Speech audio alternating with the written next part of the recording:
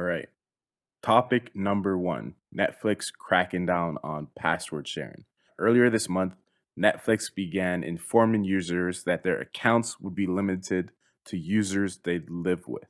Now, in a statement from Netflix, they say that over 100 million households share accounts, and they began exploring different approaches to address this issue in Latin America last year. Now, in the coming months, users in Canada, New Zealand, Portugal, and Spain will be reminded that a Netflix account is intended for one household only. So they've started sending out notifications to people where if you're logging in from, let's say, a different IP address than the account was created on, they're saying, hey, make sure you confirm where your primary household is. And if you don't do so, or if this isn't your primary household, you will be, I guess, kicked off of the service / be forced to buy a second account. Now, it's been reaching a little bit more of the mainstream, a little bit more of the news. On TikTok, someone actually showed that they were chatting with a Netflix customer service representative, and they were told that they need to log into their home Wi-Fi once every 31 days to prevent being locked out of their account. And I actually got the notification, I guess it was sometime last week. I was going to watch something on Netflix. The notification popped up, confirm that this is your primary residence. Otherwise, you're going to have to create a new account. And I just said, all right, screw it. And just decided to watch something on Disney Plus. So my question to you, have you heard of, Netflix starting to crack down because we do live in Canada. We are outside of the US. Have you heard of Netflix beginning to crack down? Have you experienced it yourself? And I guess, what are your thoughts on them enforcing this? Hey, we don't want you to share passwords with people, even though many years ago they encouraged password sharing and encouraged, hey, yeah, if you have a friend that wants to watch something on Netflix, go ahead, share your password. They've tweeted stuff like this before and encouraged this. So I guess, what are your thoughts on them cracking down on this? Have you experienced it yourself? Yeah, I think that's the key, right? This was encouraged behavior, especially when they introduced the very expensive multi-account or multi-user version of their subscription. It was very heavily implied that this was, oh yeah, you can share your password with a bunch of people. Now they're trying to retcon that into saying, oh no, we only meant for people in your household, which I think is a little ridiculous. But I mean, that's what they're trying to do. They're trying to get more. They're trying to grow. They're trying to get more subscription services, and I think, or more subscribers, and I think that they think this is the way to do it, and they're probably wrong, honestly. As for me, I haven't experienced it yet. I canceled my Netflix a long time ago when they canceled their Marvel shows, and that wasn't entirely their fault. I think a lot of that had to do with Disney and starting Disney Plus and making it very difficult for Netflix to continue those series, but there is a very real narrative around Netflix that when a show gets popular, it gets canceled. It happened with shows like Glow. Obviously happened with the whole Netflix series. The whole Marvel series that, at least from what I can tell, was quite popular. I mean, there was a lot of people who were talking about it when those shows came out. But yeah, they are known for canceling shows prematurely. Other than things like Stranger Things. Most shows don't really get to see a satisfying end. And I could see where a lot of people, including myself, when their favorite shows just kind of disappear, they kind of say, well, what's the point of me paying for Netflix at this point? Because there generally isn't a consistent amount of content from the platform. So yeah, I canceled a while ago, been occasionally using, other accounts from family. If I want to watch something like Star Trek, which is still available in Canada, that was removed from the US Netflix a while ago. But, I don't use it very often, and I haven't gotten that message yet. And I think that begs the question, right?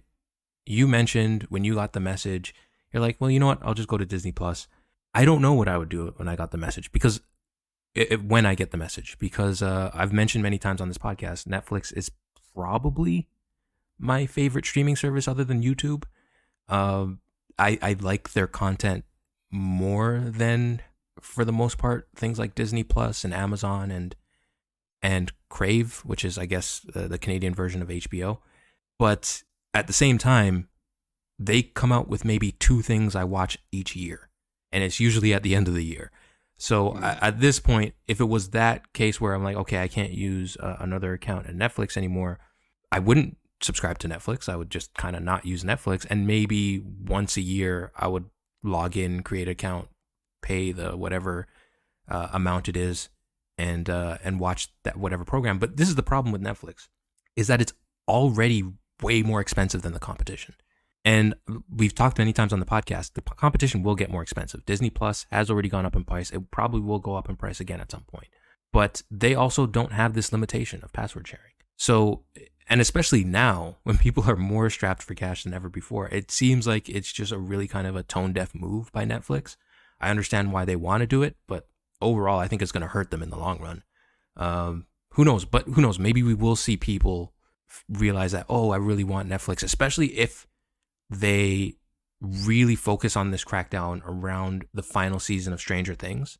I think that's probably when they can get away with it the most, and maybe that's when they'll ramp up the kind of program and maybe even bring it into the U.S. But I don't know. I know you have enjoyed Stranger Things in the past. If you were in the U.S. and you're sharing an account right now, and then right as the first episode of the last season of Stranger Things comes out, they tell you, oh, you're not in that household, you need to make your own account, or you can't use Netflix. Would you create a new account, or do you just not watch a show at that point? To be honest, at that point, I just wouldn't watch a show. I mean, I would say I'm, slightly more of a tech savvy person. What I would probably do if I really wanted to watch it is I just create another account, but do the whole, I'm pretty sure they still do this, right? Like a 1 week or 1 month free trial. Yeah. Right? If I needed to, I would create another email address at Gmail and then use that to create a Netflix account. And then I'd get my 1 week free trial, because that'd be a lot easier and a lot less effort than paying for something that I previously haven't paid for. That's a big thing, right? It's like I haven't paid for Netflix because I've been on my parents' account, since the inception of Netflix. And it's kind of like, it'd be one thing if they didn't encourage it. Yeah. And if it was always, okay, yeah, there's a limited number of people you can share it with, and, then it wouldn't be that big of a deal. But the fact that they encouraged you to share it with people, they even had a tweet at one point that said, loving is sharing your Netflix password. Yeah. Right? Like, they clearly encouraged you to share it because they wanted to grow through word of mouth. And that's why they've become such a big platform. Is because word of mouth with things like Stranger Things, with the Marvel shows, with other like Glass Onion, right? Yeah, with yeah. other series that either they've created themselves, or movies they've created themselves, or they've gone out and purchased IP, right? So the fact that they encourage this and now they're saying, oh no, we never wanted you to do this in the first place. It's like, well, like what the hell, Netflix? So if Stranger Things comes out and I really want to watch it, option one would probably be I just create I create an extra email account, get my free trial, watch the show that I want to watch Stranger Things. Or maybe this means, hey, maybe it's time for me to start using a VPN. Because right now, as I said, it's only in a few countries. It's only in Canada, New Zealand, Portugal, Spain. If it doesn't go well, if more people are like me and say, hey, I was going to watch this, but now you're saying I have to pay for it when I, wasn't expecting to pay for it, I'm just going to go watch something on Disney Plus, or Yeah. I'm just going to watch something on Amazon, or I'm going to watch something on YouTube. Yeah. And they start losing users. Like if, okay, we have 100 million users who are sharing accounts, if that drops to 50 million in 2 months, then I don't think I don't think they're expanding this policy outside of these countries, right? And I definitely don't think they're going to try it in the US. So, hey, maybe Stranger Things, the final season comes out, and I start using a VPN because I could set my account to being in the US and I don't have to worry about, this password crackdown. So I definitely don't think this is going to have the intended purpose that they're expecting. I- Right? I don't think it's going to greatly increase their revenue. I'm sure they'll have some people where it's like, all right, yeah, I'm fine, chipping out money because, like you, maybe Netflix is their favorite platform. Hmm. or maybe it's their one of their top two platforms. But for me personally, Disney Plus is number one. Then I would say Netflix, and then something like Amazon Prime or Crave, right? But if Netflix is saying, "Hey, you can't watch our stuff," all right, I got plenty of other stuff that I can watch, Yeah. right? And it's like you're doing yourself a disservice because now I'm not going to be watching your stuff, and then I'm not going to be recommending your stuff to people, and you don't grow through word of mouth.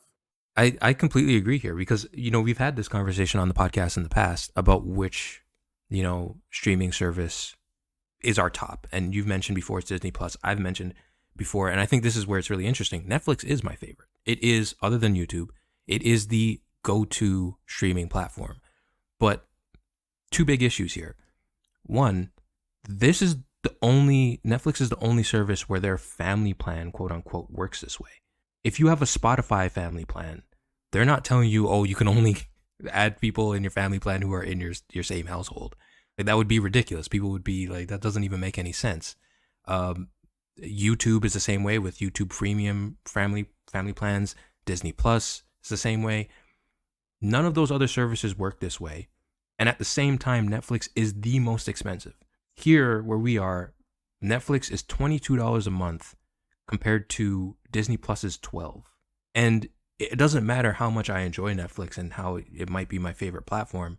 If I had to choose only one service, like let's say even all the services, including Spotify, which I also use, if it was just only one, I would choose YouTube Premium because I'd get YouTube Music and I'd get YouTube without ads and all that stuff integrated. And it would be much cheaper than it is for Netflix. If you're looking for just like a pure amount of content, you're going to choose Disney Plus because they are consistently releasing programs and movies that are even theatrical movies. Like just recently, they released the Black Panther 2 movie onto their service. You're getting much more content at a consistent pace. Even if it's not my favorite, it's just a better value. So there's no real reason that I think most people would be like, yeah, I'm going to choose Netflix, especially if you're going to kind of annoy your customers at this point. It's a weird move. It's a very strange move. And even for someone like myself who's a big fan of Netflix, it's not something that I would necessarily be interested in supporting. Like, this model isn't something I'd be interested in supporting. And the interesting thing about that is, even if you take something like Amazon Prime, you get access to also Amazon Prime shipping services and stuff like that along with your membership. But then also, before the podcast, we were talking about, I was talking about how much I enjoyed the Lord of the Rings series. And I enjoyed it so much that I wanted to support Amazon Prime more. Be like, oh yeah, I want more stuff like this. Like, this is a really cool kind of idea and series. There's been not a lot of that coming from Netflix. Like, yes, I've talked about Matilda and Glass Onion, and those are fantastic programs and stuff like that, but they're so few and far between that, yeah, it's kind of hard to say Netflix is worth almost double what everyone else in the industry is charging. So yeah, it's a weird one. It's a very odd situation from Netflix. And I agree with you. I don't think this is going to pay off at all. Yeah. And especially the whole, okay, if this is your home, if this is your family plan, you have to log into your home Wi-Fi once every 31 days to prevent being locked out. Yeah. What if you're a college student and you're going to school across the country? So just because you aren't able to go home every 31 days to log into your Wi-Fi, that means that's not your home anymore, according to Netflix, right? So it's very drastic, and as you said, no other streaming service, no other service says that if you are a family, you have to live in the same household at least once every 31 days. And it's very strange that they're being so strict with this crackdown. And I don't think it's going to go well for them. And I don't think they're going to, I think they're going to stop doing it in the countries that I mentioned. And I definitely don't think it's going to expand to the US. Really? So, yeah. Interesting. I mean, I think I wouldn't be surprised if it doesn't expand to the US just because that's their home country and they don't want to have to deal with the backlash. A similar situation with when Sony raised the price of the PlayStation 5s. They did it in every other market other than the US. And I think that was a lot to do, even though obviously the US is not their home market. Their home market is Japan. But I think there's a lot of risk. It's a huge market. Yes, it's a huge market, and there's a lot of risk of angering that base. because that's your bread and butter, right? And I Mhm. could see that if they do reverse this process, I think that would be. uh, I find it hard to believe and to see that, but that would be a really cool move from them because it would be showing that they're actually listening to the annoyances of their customers, which is something they've never done in the past. Like Mhm. whenever they've raised the price or whenever they've canceled a show, there's been plenty of people who are like, no, this is not what you should be doing. This is not why we pay for the service. And they kind of just ignore that sentiment. So if they did reverse course on this, I think that would be maybe showing a change in how Netflix operates, which at least for me, I think that would be really a positive change in their kind of corporate structure. I don't know. I think someone is saying, oh, our stock price and our shareholders would be super happy if we could convert, even a small percentage of these password sharers into either getting the ad tier or getting another tier, which also I want to just throw out there very quickly. These tiers also, unless you're getting the most expensive tier, does not come with 4K streaming. The ad tier only comes with 720p streaming. That cheaper tier only used to have non-HD streaming whatsoever, so like 480p or whatever. Now it has 720p, and you have to pay, I think in Canada, like something around $17, $16.49 to get 1080p streaming. That's more expensive than all of Disney Plus, and you're only getting 1080p streaming. So yeah, Not worth it. this whole value proposition of what Netflix is doing, especially outside the US, just doesn't make any sense. Yeah, doesn't make any sense. I think they're gonna reverse course just because I think they're gonna lose people. Mm-hmm. I think, let's say, I'm just throwing this out. Let's say, okay, they have 100 million users. Let's say 50 million are in the US and 50 million are outside of the US. I think it's gonna get cut in half, Mm.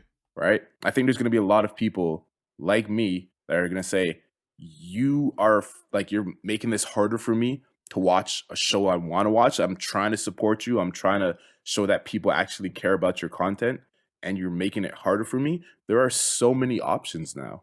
Maybe if they did this when they were the only player in the game, but as we said, there's Disney Plus, there's Amazon, there's Crave, there's YouTube. I mean, if I really wanted to watch something on Netflix, I could find it on just a streaming website somewhere Mm-hmm. if I really want to, right? So is it going to be, pretty much it's going to be, okay, if we get to the point where I stop watching Netflix and a show like Stranger Things comes out, I have to think in my mind, okay, do I want to spend $17 Canadian to watch this in 1080p, or do I want to just find a website online that's going to have Stranger Things for free, In 4K. right? In 4K, right? That's what I have to weigh in my mind. And if it's a lot easier for me to watch this for free in 4K and not support Netflix, well, then, hey, that's what I'm going to do. I want to watch it on Netflix, but if you're making it harder for me to do and you're charging me more than everything else, then why am I going to bother supporting you? Yeah. And I think a lot of people are going to weigh that in their mind. It's going to be like, well, like, this costs more than Spotify and more than Disney Plus combined. So I'm just going to get it for free somewhere else. I think that's a big thing here is that this kind of gives the narrative that Netflix is being greedy. And I think the problem with that is the whole reason to not pirate any kind of content, because you generally shouldn't, is that you want to support the creators, right? And if Netflix is making that process very difficult and making it to a situation where they're not doing this because they want you to support the creators, they're just doing this because they want to line their pockets more than they already have, and probably because they have promised gains in subscriber bases to their shareholders that was unsustainable. Like their growth was unsustainable. They had to kind of reshape the way that their business worked to kind of show shareholders, hey, we can grow in different ways, whether it was ad revenue, which they tried to do. And I think maybe if they focused more attention on making the ad revenue more interesting for advertisers as opposed to clamping down on their subscribers, I think that would have probably been a much better use of their time. But yeah, I think that changes the narrative of like, well, okay, if you're someone who really hates the idea of piracy, but the company that you want to support is actively trying to be greedy or at least giving the narrative of this greed, especially when this, like you mentioned, this is a situation in terms of password sharing that they have used to advertise their service. So it's really weird of like, it's kind of hard to have sympathy for Netflix when they advertise this as a feature of their service and then started saying, well, no, you can't do that. And to coincide with the home address, that's also not even legally, might not even legally be someone's home address. Netflix had a good point, Yahoo had a good point from one of their viewers who, around this topic where they talked about in Canada, you know, a student that's off at school, technically their home address is still their parents' home. That's where all their mail gets sent. That is their home address. So Netflix arbitrarily saying, no, we don't consider that their home address because they don't live there at least once in every 30 days. It's just them making up a rule for their own service that is completely inconsequential. It's just something they made up just so they could make more money. So yeah, it's kind of hard to agree with them in any sense of this kind of whole process. Yeah.